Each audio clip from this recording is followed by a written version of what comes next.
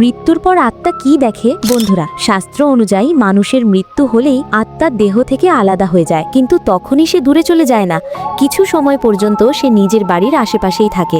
গরুর পুরাণে বলা হয়েছে সেই সময় আত্মা নিজের প্রিয়জনদের কান্না, বাড়ির পরিবেশ সবকিছু দেখতে পায়, কিন্তু চাইলেও কারো সঙ্গে কথা বলতে পারে না। মৃত্যুর পরের প্রথম রাতটি আত্মার জন্য অত্যন্ত কঠিন বলে বলা হয়। তখন যমদূতরা সামনে এসে তার জীবনের করা কাজগুলোর স্মৃতি যেন তার সামনে তুলে ধরে। সেই সময় আত্মা একদিকে ভয় আর অন্যদিকে সংসারের মায়ার মধ্যে দুলতে থাকে। এই কারণে অনেক ঘরে প্রদীপ জ্বালানো, তুলসী রাখা বা পবিত্র জল রাখা হয়। শাস্ত্রের বিশ্বাস অনুযায়ী এসব আত্মার জন্য এক ধরনের শান্তি ও আলোর প্রতীক হয়ে ওঠে। বলা হয় মৃত্যুর পর প্রথম 3 দিন আত্মা নিজের পরিবার ও ঘরের কাছেই অবস্থান করে, তারপর ধীরে ধীরে তার যমলোকের পথে যাত্রা শুরু হয়।